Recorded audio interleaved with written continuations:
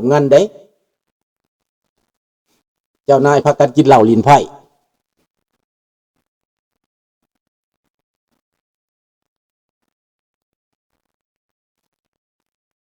สบายดีพี่น้องลูกหลานลาวไทยหัวใจเดียวกันเพื่อเสรีภาพและประชาธิปไตยทุกท่านยินดีต้อนรับทุกท่านเข้าสู่รายการเสียงประชาชนลาว Voice of the Lao People Welcome to everyone Bienvenue à toutes et à tous สบายดีขอร้องเพลงศาสตร์เลยเนาะศาสตร์ลาวตั้งแต่เดิมมาขึ้นชื่อลือซาอยู่ในอาเซียนศาสตร์ลาวผูกพันไมตรีร่วมสามัคคีฮักง้อมกันหักศาสตร์หักประเทศเฮาหักเจ้าปุกกิจกีสาภูมิหักความศาสนาแต่บูหันมาหักษาดินแดนบ่ให้สัตว์ใดมาล้วนหาวีลบกวนยัดแย่งสิ่งเอาให้อื่นเข้ามาลู่วุ่นวายสู่จนตัวตายต้านทานศัตรูสวยเสื้อชูเลือดเนื้อเสื้อเผาพื้นผูกูเอาบรรเทาถูกกันเอาเพลงด่าแก้วต่อไปเลยเนาะเอาใจไอ้ทอนก่อนเนาะอันคำว่าสัตว์คนเฮาถูกคนก็หูมีเสือมีควายเป็นหมูบางตัวก็หูแสนดีเหลือล้นตัวอย่างว่าควายเฮาเลี้ยงมันยังหูคุณของคนดึงแก่คันไทยจนตัวมองมนบ่เคยได้จมสักคำเมื่อมาเทียบใส่คนเฮาบางคนก็หายไปเสียยิ่งกว่าพุงควายหวังร่ำรวยเสียจนหน้ากำตัวอย่างลาวแดงไปหลงแก้วแดงให้ความศีลธรรมอย่าลืมข้าวเหนียวเม็ดข้าวงาม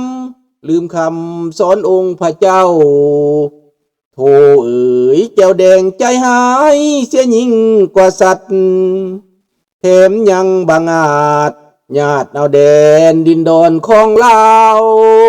เที่ยวฆ่าเที่ยวแกงคนลาวหนีตายป้าเอือนเป็นเป่าโบราณควันเมืองเก่าทำลายเสียได้ลงคอเพื่อนลาวหลงผิดอย่าไปเสื้อฟังคำเขามีภัยหาของเมืองลาวยิ่งกว่าลาวนี้จะมีหรือบ่น้ำตาลาวไหลเป็นน้อยเป็นพันก็เพื่อหวังรอว่าอยากเห็นเมืองลาวนี้ก็สั่งตัวเพื่อคนลาวเองขอบใจหลายๆเด้อขอโทษผิดวรรคหนึ่งเนาะสบายดีหลิวสบายดีนีสบายดีทุกคนสบายดีทอนสบายดีทุกท่านเนาะประเด็นในมื้อนี้จะขำมาตายก่อนแก้วตายก่อนมื้อนี้นะจะขำมาใส่ยูเครนโลกเรื่องภาษีสะเทือนโลกว่าซั่นไปท่านทำเหตุให้ภาษีป่วนโลกแต่สุดผลสรุปมันสิออกมาจังไดมันสิเกิดผลดีหรือสิเกิดผลร้ายแน่นอนการผ่าตัดอันใดอันอย่างมันก็อาจจะยากแน่นอนเคยกระทำมาแบบนั้นเปลี่ยนแปลงไปมันก็จะยากแน่นอนประเทศแคนาดาก็สู้อเมริกาประเทศอยู่ใกล้นี่ประเทศข้าพเจ้านี่ก็สู้รัฐบาลแคนาดานี่นะสู้นโยบายภาษีฐานถ้ำว่าซั่นไปได้เอาน้ำมันไปขายจีนบาดนี้แต่ก่อนหัดส่งให้อเมริกาบาดนี้ส่งให้จีนบาดนี้แปลว่าถ้าเจ้าบ่มักข่อยก็เปลี่ยนแต่ลุงนี่บ่มักจีนอยู่แล้วแต่ว่าขายน้ำมันให้มันบ่เป็นหยังมีหยังสิให้แต่ซื้อของมันเฮาก็ขายมันนี่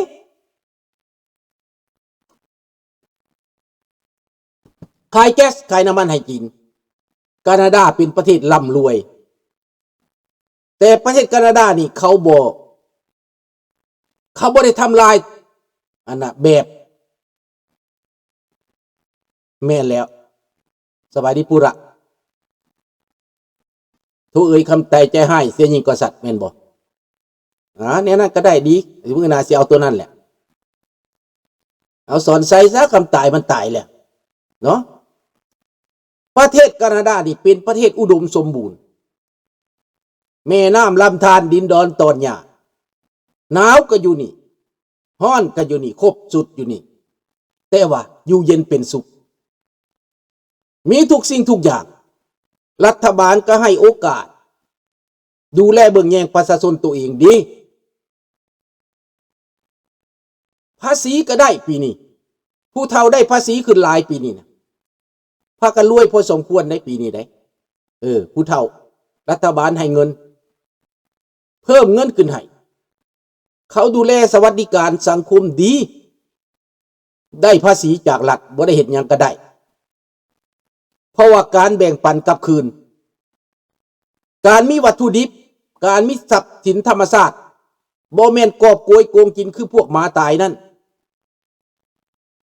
เขาขายทรัพย์สมบัติของแผ่นดินของเขาเขาตอบแทนคืนหาประชาชนผัวก็ได้เมียก็ได้ในครอบครัวเดียวกันเมียก็ได้ผัวก็ได้อันนี้พี่น้องแคนาดานี่มีสวัสดิการดีมีรายได้ดีมีการดูแลเบิ่งแยงดีจากรัฐบาลดังนั้นรัฐบาลอเมริกานี่เขาก็ดูแลประชาชนเขารักษาผลประโยชน์ของเขาถ้าท่านจะเอาประโยชน์ในการเรียกภาษีหรือว่ารีดกันเองนะแคนาดานี่ก็ได้ซอยอเมริกามาตลอดที่เป็นรัฐบาลใดฝักใดก็อย่าแคนาดานี่จะร่วมมือกับอเมริกามาตลอดเป็นพันธมิตรใกล้ชิดตลอดแต่ครั้งนี้ท่านทำเหตุก็หนักไปเหลือเกินแทนที่จะเว้ากันดีๆแทนที่จะโอ้ล้มกันดีๆท่านทำคู่แบบบทมีเยื่อใยโลดนั้นแบบถูกเหยียดหยามโลดนั้นคนมันก็มีเกียรติข้าพเจ้าก็พร้อมรัฐบาลแคนาดาถึงแม้ข้าพเจ้าจะมักอเมริกาก็ตามแต่ในท่าทีนี้ข้าพเจ้าเอาท่าทีพร้อมรัฐบาลแคนาดาปกป้องประเทศแคนาดาเพราะข้าพเจ้าเป็นคนแคนาดามักอเมริกาให้ต่อสู้กับพวกคอมมิวนิสต์ให้ต่อสู้กับพวกเผด็จการแต่บ่มักให้อเมริกาเป็นเผด็จการเองหรือทำเองนี่เฮากำลังเบิ่งอยู่ในตอนนี้ดังนั้นประเทศแคนาดาก็มีสิทธิ์ตอบโต้เป็นเกมการเมืองเป็นเกมกีฬาเช่นกันก็เหมือนดังเตะบาสเวลาเข้าแข่งขันการเตะบาสแคนาดาก็ต้อง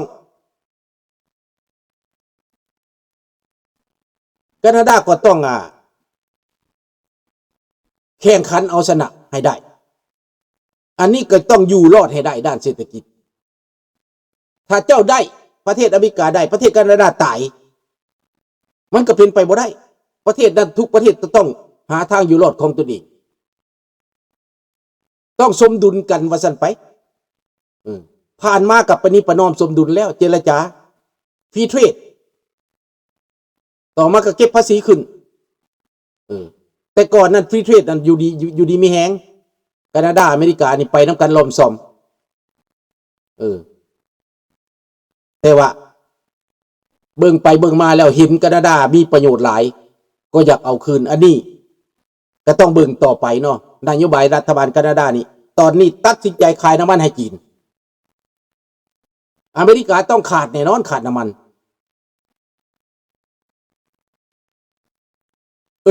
อันอเมริกาลงโทษแก้วเฮาโอเคลงโทษลาวแดงเฮาโอเคลงโทษเขมรเฮาโอเคอันนั้น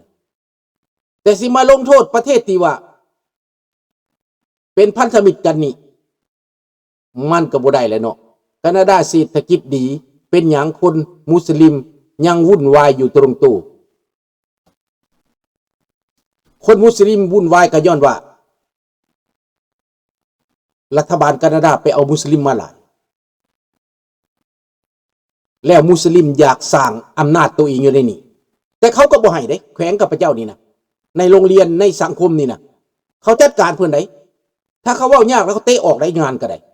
เขาซอยอยู่เขามีเมตตาอยู่ท่านผู้มาอยู่ในโตตรงโตคือกันถ้าจะไปวุ่นวายเขาจัดการจะโลดตรงโตแคนาดานี่เขาค่อยๆเฮ็ดได้เขาค่อยๆเฮ็ดแต่เขาจัดการเจ้าได้เขาเอากฎหมายใส่ได้เขาดูแลเจ้าแต่เจ้าเหลือเกินก่อนไปนะเขาเฮ็ดอันนี้แคนาดานี่ข้าพเจ้ามั่นใจว่าแคนาดานี่บ่ปล่อยเจ้าได้จะวุ่นวายอยู่ตรงโตหั่นนะมื้อนึงเจ้าก็เจอแคนาดาเขาเฮ็ดส่งนี้ไปประเทศนอกเขาก็ส่งไปแล้ว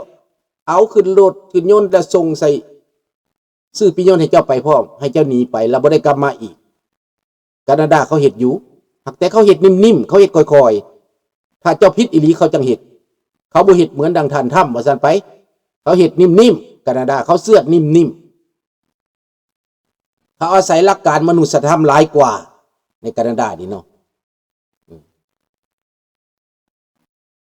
นั่นแหละพี่น้อง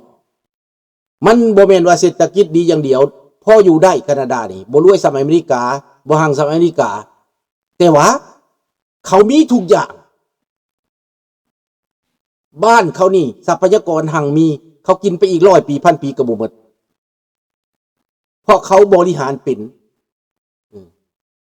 เขาจะบ่ไปขายแบบประเทศลาวตัดขายแบบป่าไม้ก็ขายแบบมาเริ่มซ้ำซะนะบ่ได้ตัดขายและปลูกไปน้ำบ่แห่บ่ครับมีแต่บ่ขุดเอาได้บ่มีความจำเป็นก็บ่ขุดเขาขายไฟฟ้าขายไม้ขายแนวอื่นเขาใส่ที่มันมีแล้ว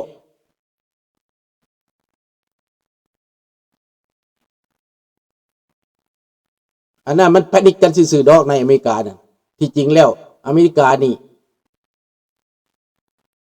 ฟาร์มไก่บักเยอะๆแต่เป็นอย่างเขาจะซื้อมันจากประเทศอื่นเพราะว่ามันถูกกว่าคนในอเมริกาเขาก็บ่อยากเฮ็ดเนาะแต่ต่อไปมันก็สิได้เฮ็ดนั่นแหละ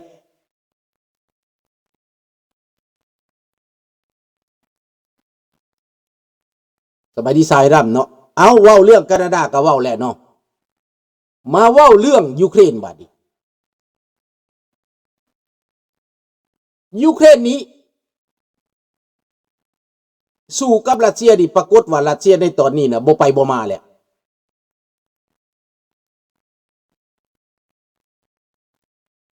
บ่ไปบ่มา